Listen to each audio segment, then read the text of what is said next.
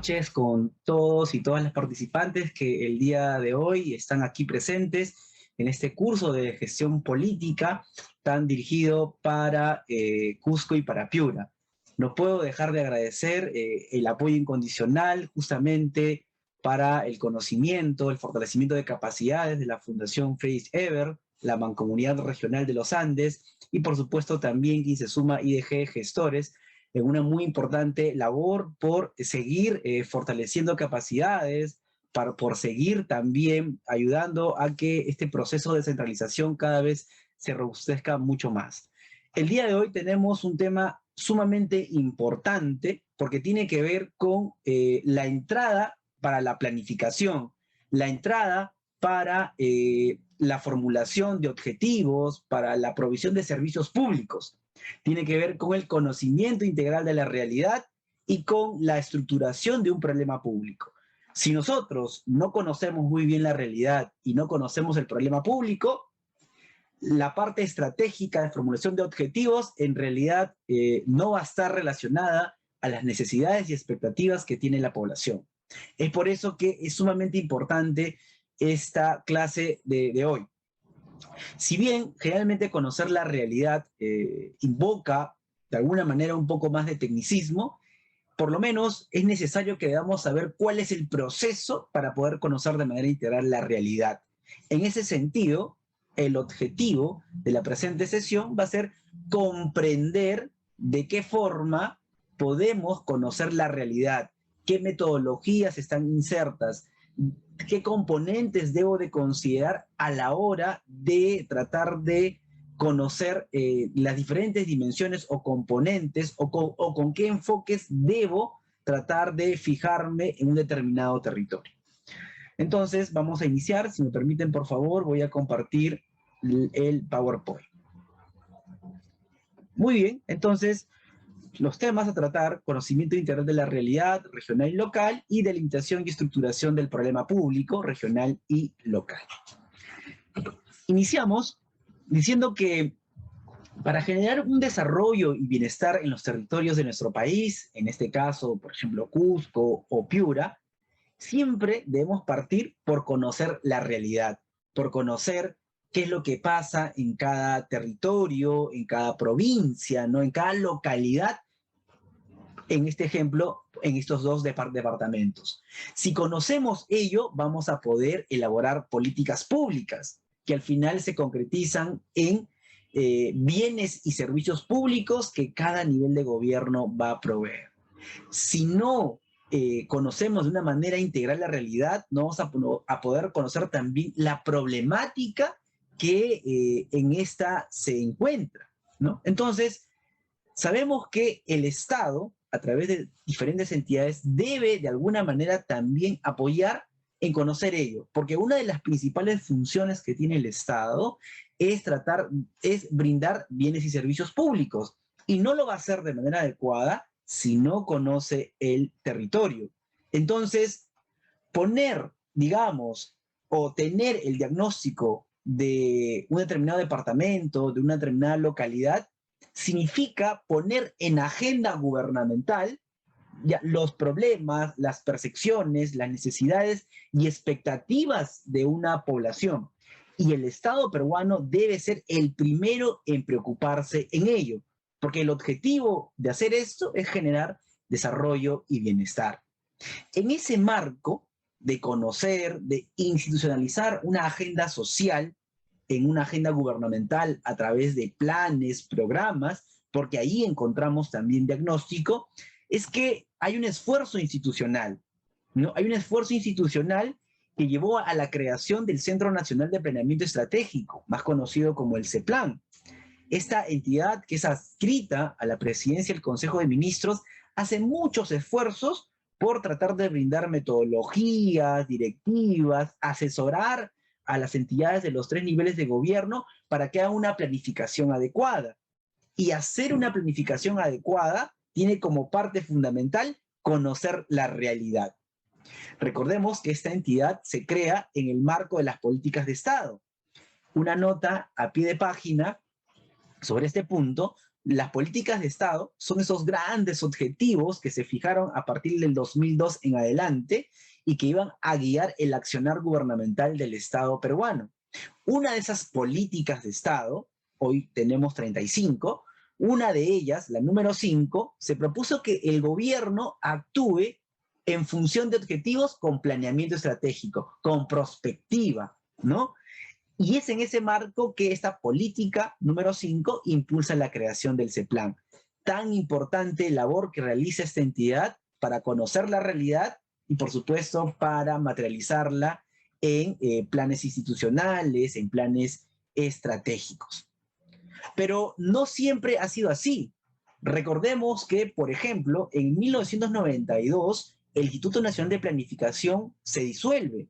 Y desde allí hasta el 2008, donde se crea el CEPLAN y el Sistema Nacional de Planificación, hemos tenido, digamos, como un vacío en guiar la planificación estratégica. Y de alguna forma también no se ha coadyuvado a que el accionar del Estado tenga técnicamente fuerza para proveer bienes y servicios de acuerdo a la misma realidad, porque no había un órgano rector encargado de direccionar ello.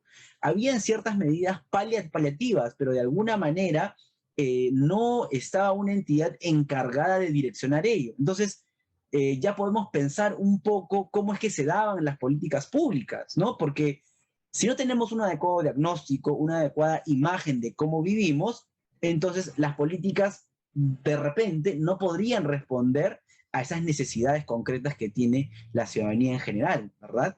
Pero a partir de 2008 ya hay un esfuerzo institucional del CEPLAN, ¿no? Con esta creación y hay un esfuerzo por asesorar a las entidades, por tener guías que ayuden a que las entidades tengan un mejor conocimiento de la realidad. Y por supuesto, el CEPLAN ha elaborado un montón de documentos ya que nos permite conocer, digamos, la realidad, hacer proyecciones macroeconómicas, revisar las tendencias, en fin, una serie de estudios que nos ayudan a tomar una buena decisión y también a conocer la realidad de una manera más amplia. Este esfuerzo institucional de crear el CEPLAN, que coadyuva al conocimiento integral de la realidad, se va a ver reforzado también por la política de Estado número 34.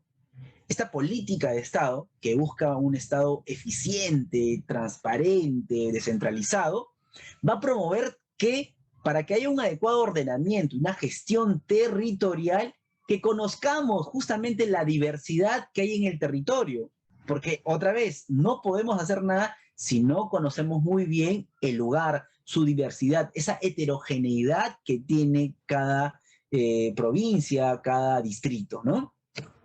Y en ese marco, de esos dos impulsos institucionales, ¿ya? El CEPLAN elabora la metodología de planeamiento estratégico para la mejora continua, donde el primer punto de la planificación estratégica en los 3 niveles de gobierno en nuestro país es que conozcamos la realidad. No podemos hacer nada si no la conocemos. Esto va a ser más adelante explicado a profundidad por el doctor Yuri Chessman, pero lo que quería comentarles es que este punto es la base para cualquier plan, para el proyecto educativo regional, para el proyecto educativo local, para los planefas, ¿no? Los planes de evaluación y fiscalización, tanto los regionales, los provinciales, ¿no? Para el plan de desarrollo regional concertado, en fin, ¿no? Entonces es la base de todo accionar. Y por supuesto, esto se va a materializar no solamente desde el nivel nacional, sino desde el nivel regional, porque va a permitir tratar de asegurar el bienestar y desarrollo humano. Un desarrollo en calidad de vida, en temas de salud, en temas de educación, en temas de seguridad, con condiciones materiales que nos proporcionen justamente una estabilidad, que nos proporcionen un adecuado bienestar, con ingresos, con empleo, con vivienda. Eso es lo que se busca, ¿no? Entonces, la planificación que hoy en día se hace en el territorio peruano parte de conocer la realidad. Y conocer la realidad significa, ¿ya?, tratar de poner en agenda, en los planes institucionales, en los planes estratégicos, poner en agenda esa realidad que estamos percibiendo. y va a significar poner en prioridad gubernamental, porque, por ejemplo, lo que coloquemos en los planes de desarrollo regional concertado son aquellos que van a estar en la mira, por ejemplo, del gobierno regional. Lo que coloquemos como diagnóstico dentro del plan de desarrollo local concertado también va a estar dentro de la mira del gobierno provincial. Entonces, la institucionalización del diagnóstico significa darle prioridad gubernamental. Ahora, dentro de estos planes institucionales, donde vemos el conocimiento integral de la realidad, vemos que algunos de ellos tienen participación ciudadana, ¿verdad? ¿Y qué significa que en la construcción de la realidad, del problema institucional en un documento, qué significa que participe la ciudadanía? Significa que está siendo parte de una labor de agendar los problemas sociales, a agendarla en un problema, a agendarla en una cuestión gubernamental, en una prioridad gubernamental. Y también implica poder de alguna manera sensibilizarnos, también implica de alguna forma poder ser parte de las futuras soluciones, porque yo ya conozco. En ese marco, yo tengo una primera pregunta para ustedes. A continuación va a aparecer en sus pantallas esta pregunta y usted va a contestar sí o no. ¿Ha participado en la elaboración de algún instrumento de planificación estratégica que se aplique en su departamento? Por favor, si lanzamos esta encuesta para que podamos responder una pregunta tan pertinente que nos va a ayudar a saber si nosotros también hemos sido parte ya de la construcción de la realidad institucional, la que al final el gobierno va a atacar con, digamos, a los problemas con las políticas públicas. A ver si podemos responder. Estamos respondiendo. Y hablábamos un poco de la pertinencia de esta pregunta porque nos va a ayudar a que sepamos, a que sepamos si realmente estamos involucrados en conocer nuestra realidad. A ver, por favor, sigamos participando. Todavía somos gran cantidad de personas. A ver.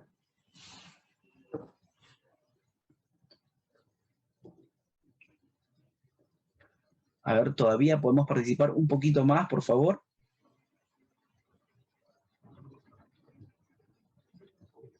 Bien, hay una tendencia a que hay una tendencia a que se diga de alguna forma de que no ha participado en la elaboración de instrumentos de planificación estratégica. Hay un 76% que dice que no ha participado. ¿Ok? Vamos a cerrar aquí la votación, por favor. ¿Sí? Porque todavía tenemos que avanzar. Muy bien, vamos a compartir los resultados y vemos que hay un 76% que nos dice que no ha participado en la elaboración de instrumentos de planificación estratégica. Además, considerando que estos instrumentos son participativos, hay instrumentos participativos, el 24% dice que sí. Esta pequeña encuesta, esta pequeña pregunta que hemos realizado nos sirve para también tomar como reflexión de que sí podemos participar en, digamos, el diagnóstico de nuestra realidad, tratando de dar la percepción que tenemos sobre ella. Solo tal vez nos falta voluntad o solo tal vez falta efectivizar los mecanismos de participación que estos instrumentos tengan, ¿verdad? ¿Ok? Continuamos entonces. Para conocer de manera integral esta realidad, el CEPLAN ha elaborado una guía recientemente, la Guía para el Desarrollo Regional Concertado, ¿no? Para el Plan de Desarrollo Regional Concertado. Algo que de repente ya los planificadores, atención, en Cusco, en Piura, ya deben estar, digamos, implementándolo, ¿no? Porque en este marco ya se vienen actualizando los planes de desarrollo regional concertado o los que vienen elaborando los proyectos educativos regionales o los proyectos educativos locales, ¿no? ¿Y por qué es importante esta guía? Porque ofrece una metodología de cómo aproximarnos a la realidad. Digamos, es la condensación de grandes avances que se han dado en la planificación para poder conocer de una manera efectiva lo que está pasando en el territorio. Y en ese sentido, establece una serie de pasos que cada uno de nosotros debemos conocer, por lo menos tratar de comprender, ¿no? En qué consiste conocer la realidad. Lo primero que tenemos que hacer es identificar y recopilar la información, ¿no? Es importante saber de qué fuente, ¿no? Para poder justamente fundamentar con data lo que estamos describiendo. A partir de ahí debemos analizar y describir la realidad que hemos observado de acuerdo a la data que hemos obtenido. Y en ese marco, tratar de identificar el problema público. Aquí vemos que, digamos, la actividad macro es tratar de hallar toda la información necesaria del territorio y cuando hallemos todo ello, luego de un análisis, podamos identificar los principales problemas, las principales potencialidades que tiene un territorio para poder, en el caso de los problemas, tratar de menguarlos y en el caso de las potencialidades, tratar de aprovecharlas para generar el bienestar común en nuestra localidad. Pero vayamos poco a poco. Para identificar, digamos, la información necesaria, por lo menos hay algunos consejos, ¿no? Unos consejos como cuáles. Debemos preocuparnos por saber un poco sobre la demografía, la estructura productiva, sobre la población económicamente activa. Y esto nos va a ayudar a entender un poco qué población es la que más necesita, cómo se mueve la economía local en mi territorio, ¿ya? Si tengo o no el bono regional poblacional que me va a ayudar a activar, digamos, la productividad, ¿no? Muy importante. Otro consejo de repente que tengamos que tener en cuenta ahora para la identificación y recopilación de información es saber cuáles han sido los impactos o el impacto que ha tenido esta coyuntura sanitaria del COVID-19. Cómo ha influenciado en el tema de la salud regional, cómo ha influenciado en el tema del trabajo, por ejemplo, en el tema de la educación. Y esto qué efectos ha traído. Y yo, luego de evidenciarlo, me va a permitir saber cómo puedo solucionar. Y otro aspecto que tal vez también debería recopilar información es sobre la soberanía tecnológica. ¿Y a qué me refiero con soberanía tecnológica? Me refiero a esas condiciones que tiene un determinado territorio para implementar o hacer uso de las tecnologías de información y comunicación. Si yo tengo eso, voy a poder aprovechar las tendencias, ¿no? Esas fuerzas externas que de alguna manera están impactando en mi realidad. Una tendencia muy importante en este año ha sido el uso de las tecnologías de información y comunicación, por ejemplo, en la educación, ¿no? Ha habido todo, realmente una revolución a la hora de impartir clases, a la hora de generar aprendizajes, en fin. Entonces, de alguna forma, estos serían algunos consejos para nosotros poder tener una, digamos, una recopilación de información actualizada, ¿no? Las fuentes de información a las que podemos recurrir, tenemos que partir, por ejemplo, por sistemas de información públicos. Hoy en día, en el marco de la transformación digital, la Secretaría de Gobierno y Transformación Digital ha implementado diversas plataformas desde donde podemos conocer o obtener data que nos ayude a saber qué está pasando en nuestro territorio. La cuestión está en que podamos acceder a ella, ¿no? También hay estudios departamentales o los mismos instrumentos de gestión, ¿no? Los mismos instrumentos de planificación tienen un diagnóstico.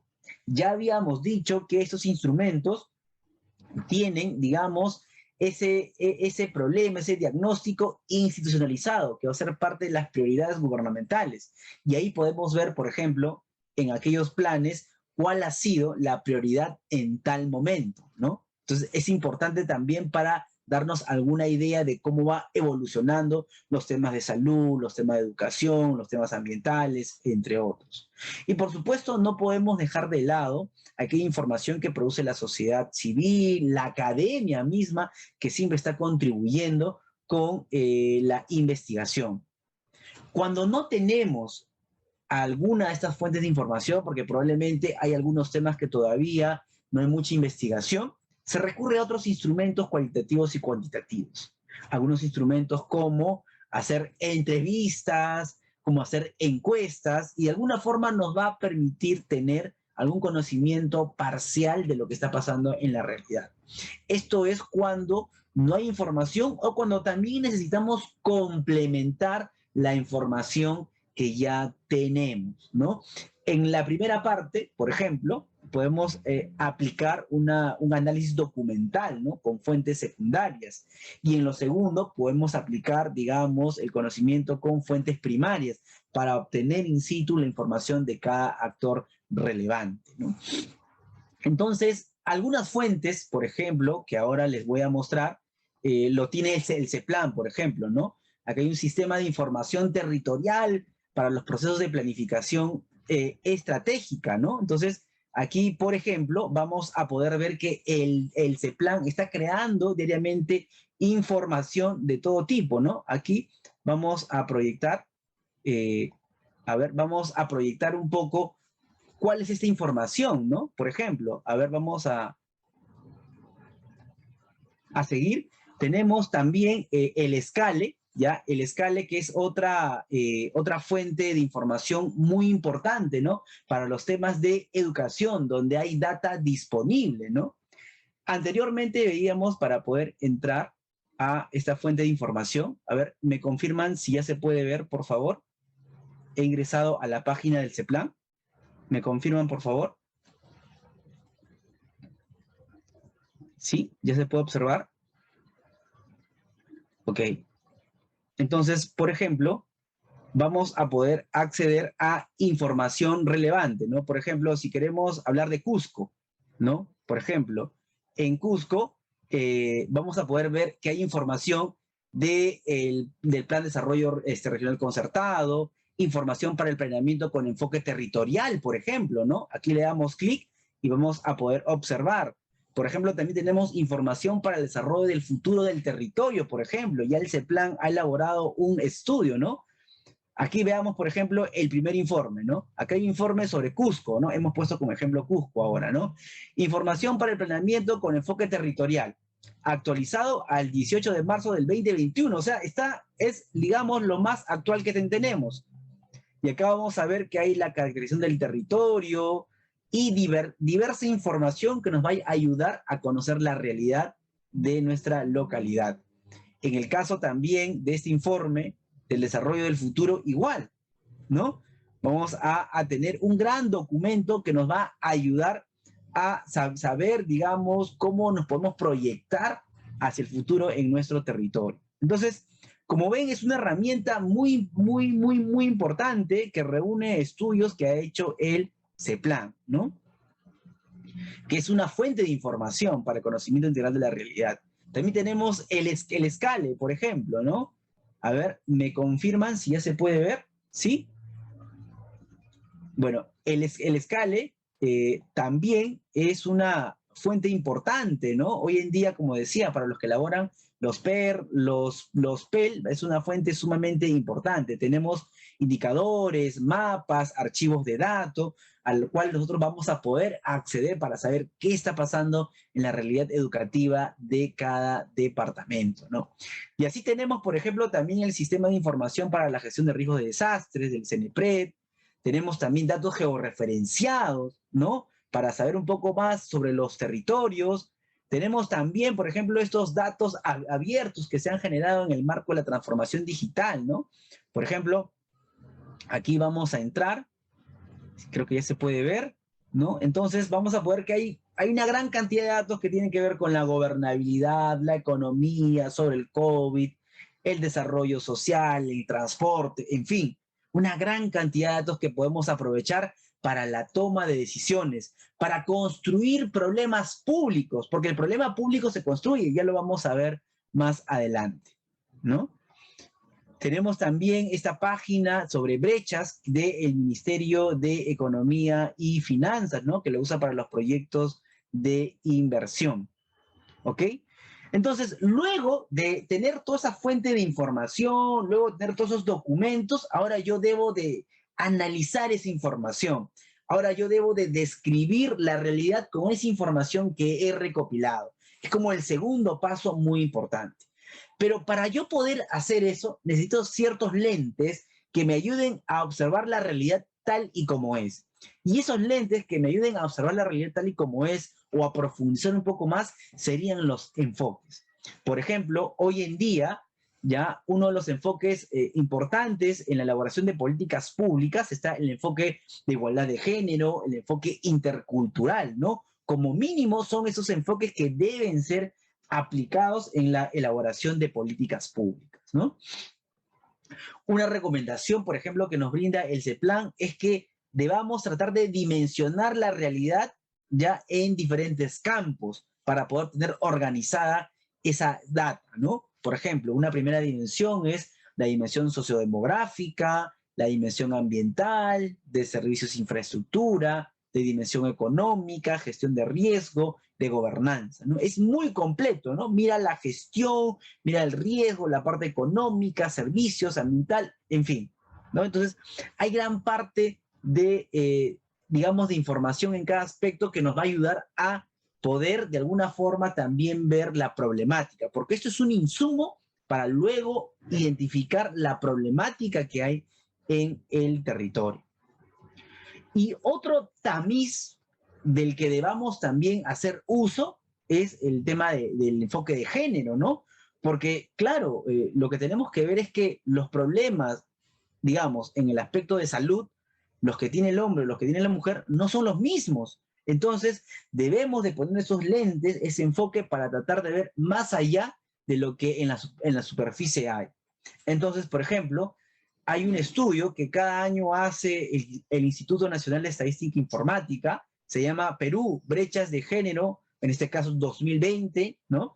Que es el último, que analiza ya las brechas de género de acuerdo a las dimensiones de salud reproductiva, el empoderamiento y el acceso al mercado laboral.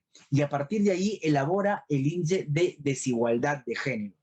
Cuando analicemos nosotros la información, tenemos que hacerlo con varios lentes, de género, interculturalidad, el de derechos, entre otros, ¿no? ¿Para qué? Para poder realmente tener justamente un conocimiento adecuado.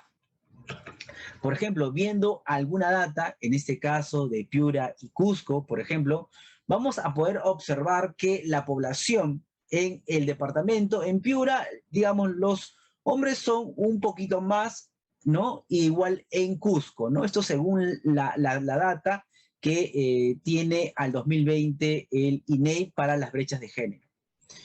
Hay otra data sumamente interesante, por ejemplo, que también nos va a abrir un poco la visión, ¿no? Sobre las mujeres y hombres sin ingresos propios, ¿ya? Que tiene identificado el INEI. Por ejemplo, si observamos en Cusco, ¿ya? El 14.5 de hombres, ¿ya? En Cusco, digamos, del total, el 14.5 no tiene ingresos. Y de las mujeres es el 34%. O sea, es mucho más las mujeres que no tienen un ingreso propio. Y evidentemente, en el marco de la pandemia, ya estará saliendo el nuevo estudio, tal vez esto se ha agravado un poco más. En el caso de Piura, también los hombres es el 10.8 y las mujeres el 26%. Ahora, ¿por qué es relevante esto? Porque una persona sin ingresos de alguna manera no va a poder sostenerse, no va a poder enfrentar justamente su desarrollo personal, profesional, familiar. Y esto le otorga una condición de precariedad y desprotección. Entonces, a la hora de analizar la realidad de un territorio, también debemos tener en cuenta ello, para ver cómo las políticas públicas, de manera articulada y considerando el enfoque de género, pueden beneficiar con equidad tanto al hombre como a la mujer.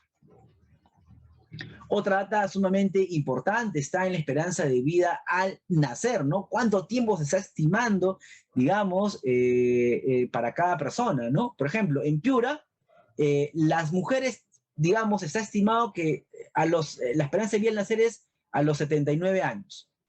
Y para los hombres es 74 años. En Cusco, 76 años para las mujeres y 71 años para los hombres.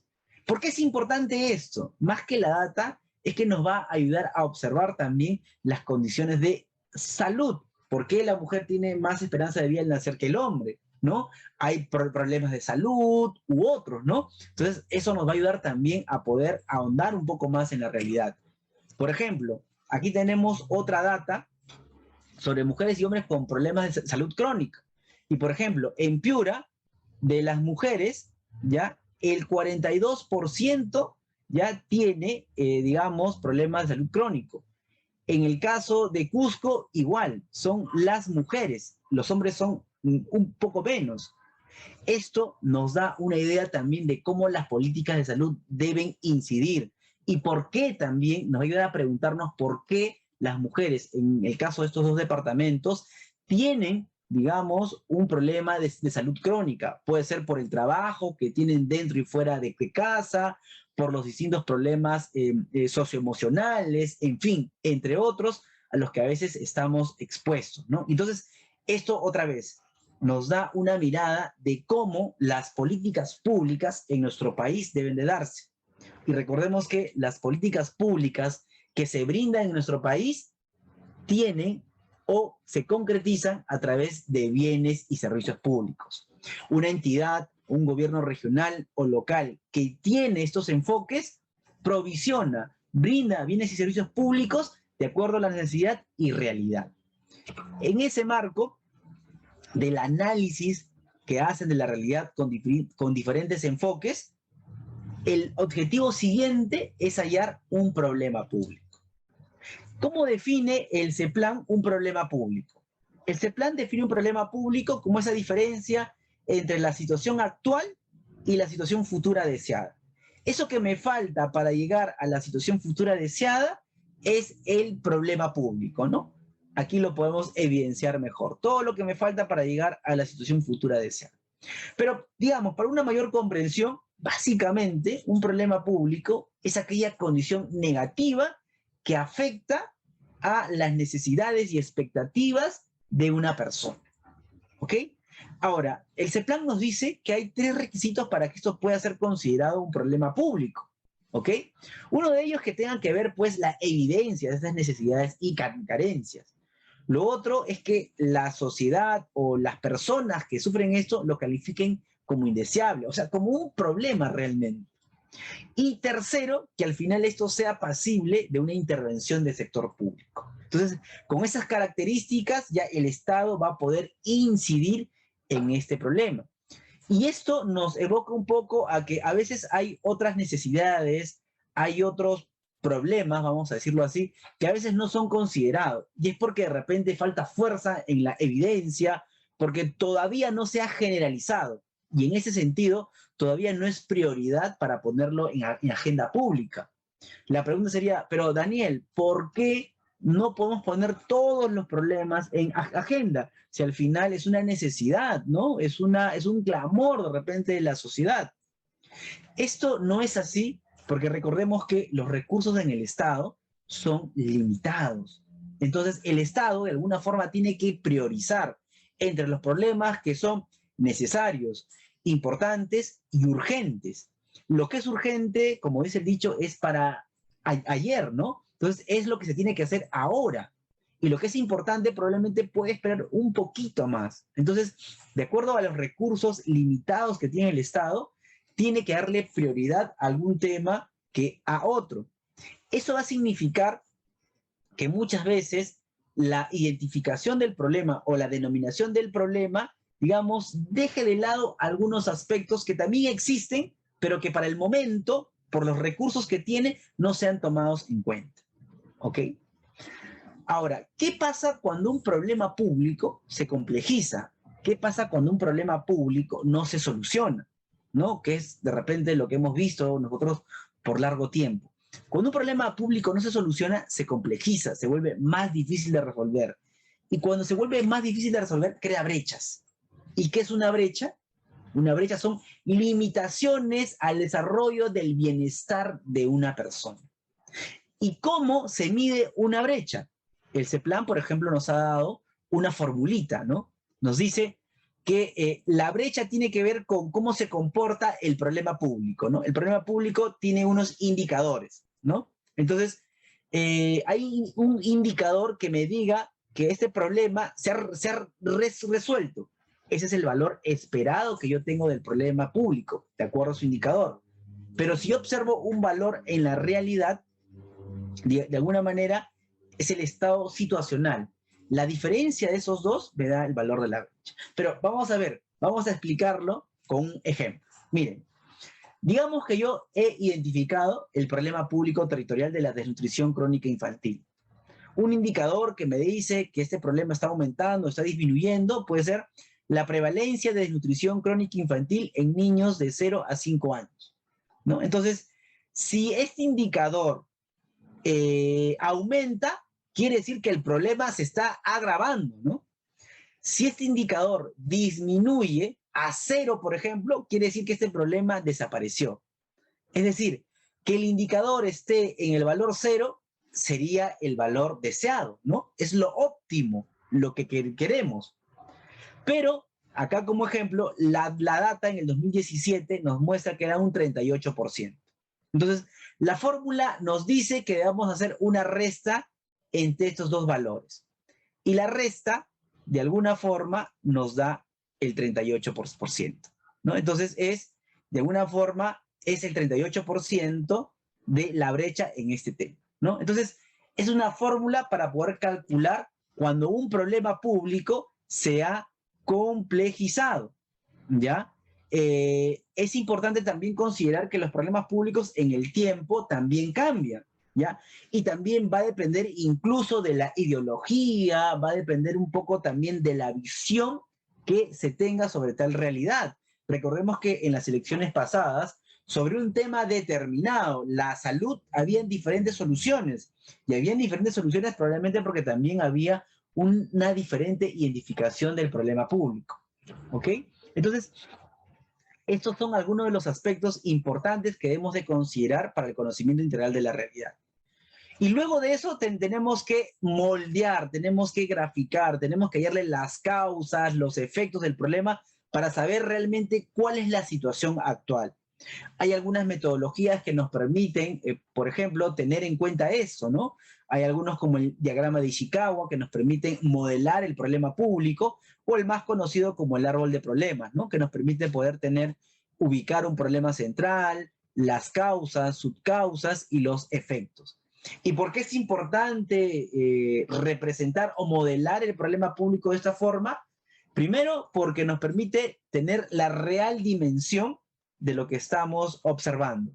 Segundo, porque nos va a permitir justamente activar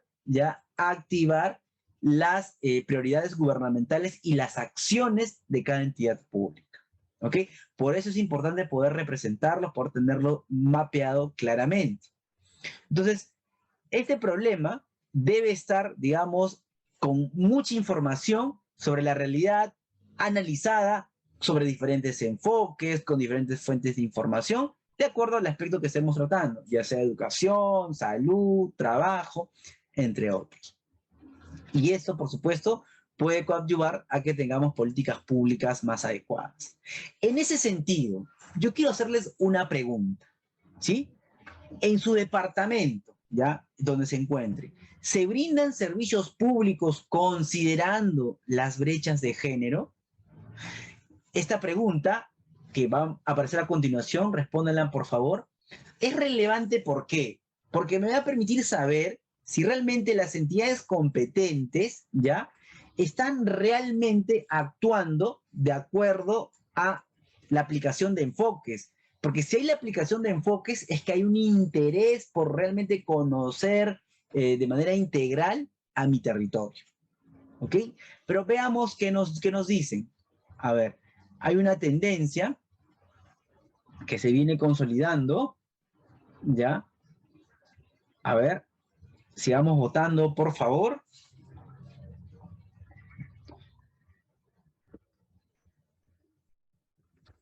Sigamos avanzando.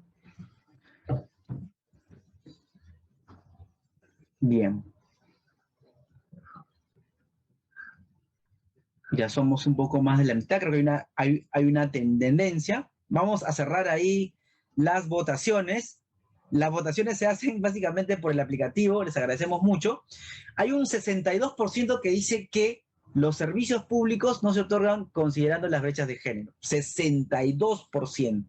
Y un 38% que sí. Otra vez, esta pregunta nos brinda un insumo para la reflexión, para los planificadores, para los tomadores de decisiones, de que a la hora de hacer elaborar, formular, diseñar algún instrumento de planificación, realmente hagamos una buena identificación del problema, hagamos un buen diagnóstico y tratemos de aplicar los mayores enfoques de acuerdo a la heterogeneidad del territorio. ¿Ok? Seguimos. Entonces, vamos a observar algunos documentos que son sumamente importantes, ¿no? Por ejemplo, para Cusco o para Piura, ¿no? Observemos, por ejemplo, el Plan de Desarrollo Regional Concertado de Cusco, ¿no? La elaboración de este plan, claro, no ha sido todavía formulado con la nueva guía del CEPLAN, pero de alguna forma tiene algunos componentes importantes que nos ayudan a tener un diagnóstico esencial sobre la población, el medio ambiente, sobre lo productivo, sobre la infraestructura y demás. De hecho, parte de esta metodología es la que se usa en la elaboración de los planes estratégicos sectoriales multianuales, ¿no? Generalmente se ha elaborado los planes de desarrollo regional concertado con esta metodología, pero había un descuido que tenía estos instrumentos, es que no identificaba, no hallaba la arquitectura del problema público. ¿Y qué pasa cuando no hayas la arquitectura o no hay una denominación del problema público?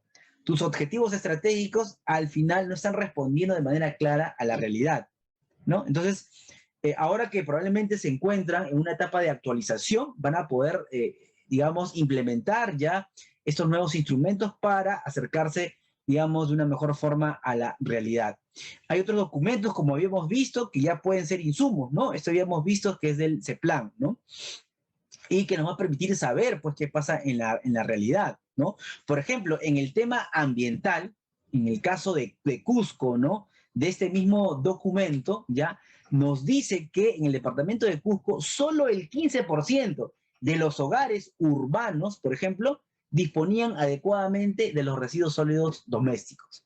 O sea, eso quiere decir que de alguna forma no hay una buena costumbre por tratar de, digamos, botar la basura de manera adecuada o segregarla de manera adecuada, ¿no? Y esto es una alerta para la gestión sostenible del territorio, ¿no? Es un dato importante que hay que considerar, por ejemplo, a la hora que se elaboren los instrumentos relacionados al tema ambiental. Otro punto que de repente es conocido es que la minería es la principal actividad económica, pero también la que genera el mayor impacto negativo, ¿no? Entonces, hay que tratar de regular siempre estas cuestiones y siempre tratar de evidenciarlo en los instrumentos para que al final también puedan ser sujetos de elaboración de objetivos estratégicos. Por ejemplo, en el mapa de actividades extractivas, ya implementando alguna fuente de información que hemos mencionado anteriormente para conocer la realidad, vemos que, por ejemplo, las concesiones mineras son aquellas que están de color rosado, ¿no? Aquí podemos ver el territorio en general y podemos ver justamente las concesiones mineras, ¿no? Nos da un panorama general, qué importante, ¿no? En el caso de Piura, por ejemplo, observamos que también se ha hecho con la misma metodología que se elaboró el Plan de Desarrollo Regional Concertado, evidentemente porque no estaba la guía todavía de ese plan, la nueva, pero que también adolece de una clara identificación del problema público, de las brechas en sí, porque ese plan trabaja con brechas, ¿ya? Y, por supuesto, sigue todavía, ¿ya? Sigue todavía el tema de tener esa metodología prospectiva que tienen los planes estratégicos multisectoriales, ¿no? Hay muchos instrumentos que nos pueden ayudar a conocer la realidad en Piura. Este es uno de ellos, que está actualizado también a marzo de este año, ¿ya? Que nos ofrece información sobre la caracterización del territorio, ¿no? Y, por ejemplo, en Piura, con un enfoque ambiental, podemos ver que, por ejemplo, nos dice que Piura es el departamento con mayor cantidad de pasivos ambientales e hidrocarburo, producto de actividades mineras e hidrocarburíferas, ¿no? Ahora, ¿por qué es importante esto? Porque nos dice que realmente debemos saber gestionar la realidad ambiental en Piura, ¿no? Hay grandes problemas ambientales que han quedado, ¿no? Entonces, una de las prioridades de repente del gobierno regional también debería ser el medio ambiente. En cuanto a la gestión sostenible del territorio, por ejemplo, el INEI nos va a decir que el 31% de los hogares disponían adecuadamente de los servicios de residuos sólidos domésticos. Bueno, es un poquito más que la data anterior que habíamos visto de Cusco, pero todavía, ¿no? Todavía en el ámbito urbano, todavía no estamos usando adecuadamente, no estamos botando adecuadamente la basura. Todavía encontramos en las calles, por ejemplo, los residuos domésticos. Es un jalón de oreja para el ciudadano, pero también debe ser una preocupación para las gestiones actuales y las futuras también que vengan, ¿no? En el caso de las actividades productivas, por ejemplo, vemos que las concesiones mineras son las que están de color rosadito, ¿no? Podemos ver que básicamente podría representar el 30% en Piura, ¿ya?, de concesiones mineras. En el caso de los lotes de explotación que tenemos, por ejemplo, es lo que está de color amarillo. Miren, podría decirse que es el 50% o un poquito más, ¿no? Entonces, la cuestión ambiental en Piura creo que es una prioridad que deberíamos tomar en cuenta. Entonces, este documento del Plan de Desarrollo Regional Concertado debe tener justamente una información pormenorizada, debe tener justamente la aplicación de varios enfoques para tratar de tener esa realidad diversificada que tiene Piura, que tiene Cusco. Otro instrumento, por ejemplo, donde hay un diagnóstico son los proyectos educativos regionales o los proyectos educativos locales, ¿no? Hoy en día se vienen actualizando, ¿no? Porque recordemos que se ha aprobado hasta hace poco el proyecto educativo nacional y en ese marco se están actualizando todos los proyectos educativos regionales. En ese caso, Cusco, Piura, también entiendo, podrían estar en ese camino. Y la importancia de, por ejemplo, de los PER, ¿ya?, o de los PEL en el nivel local, es que guían el desarrollo educativo, en este caso del departamento. Tienen en su construcción, en su diseño y formulación, tienen una naturaleza prospectiva y estratégica. Entonces, ese instrumento es de vital importancia y tiene como punto de partida conocimiento integral de la realidad, conocer la problemática en educación. Hoy en día un tema bastante sensible. Y recordemos que el tema de educación no solamente compete a las entidades públicas con competencias y funciones en educación. Como muchos de los problemas que tenemos en nuestro país, el tema educativo requiere una intervención multisectorial, ¿no? Y en ese sentido, qué duda cabe que el aspecto de salud, la nutrición, influye en el aprendizaje significativo, la geografía en el acceso a la educación, entre otros aspectos, ¿no? Entonces, debemos justamente saber implementar varios enfoques para tratar de obtener una fotografía lo más cercana posible a la realidad, ¿no? Y justamente algunas recomendaciones del Consejo Nacional de Educación nos dice pues que los PER necesitan de un buen diagnóstico para que también puedan ser articuladas con otras acciones. Otro instrumento muy importante, ¿no?, en el tema ambiental son los famosos PLANEFA, ¿no? Los planes anuales de evaluación y fiscalización ambiental. En este caso que tienen los gobiernos regionales, los gobiernos locales, tanto provinciales como distritales, ¿no? Hemos podido observar, por ejemplo, el gobierno del PLANEFA, el gobierno regional del Cusco, y hemos encontrado que hay que mejorarlo un poco, ¿no? Por ejemplo, lo que estamos viendo es un extracto aquí de la problemática ambiental identificada. Y vemos que todavía faltan aplicar instrumentos para hallar o identificar o estructurar la problemática ambiental, ¿no? Recordemos que a través de este plan se evalúa y fiscaliza todo el tema ambiental desde el ámbito regional, ¿no? Hay una directiva que ha dictado el OEFA, ¿no?, en ese marco, pero debemos de potenciar un poco la estructura y la identificación del problema, porque si no tenemos muy bien identificado, entonces eso quiere decir que las acciones que se realicen en favor de mitigar el problema no van a ser las adecuadas, ¿no? Entonces, recordemos que este plan se hace anualmente, ¿no? Entonces, hoy en día el gobierno regional de Cusco o de Piura ya deberían estar haciendo, por ejemplo, sus planefas, al igual que sus PER, al igual que sus planes de desarrollo regional concertado, ¿no? Y ahí es donde deben de insertar justamente aquellos enfoques, aquellos instrumentos que hemos mencionado para tener una buena identificación del problema.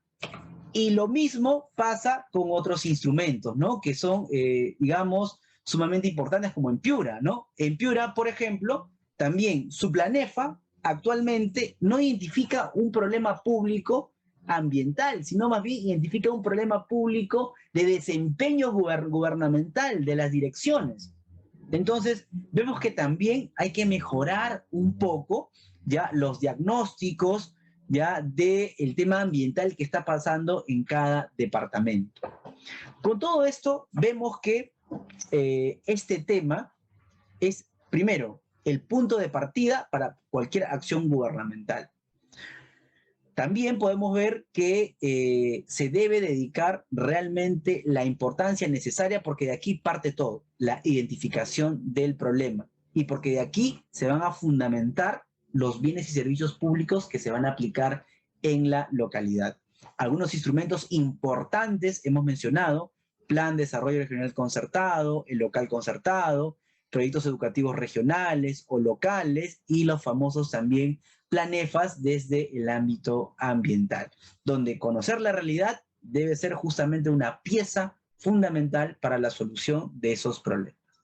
Y bien, eso ha sido todo durante esta exposición. Muchísimas gracias.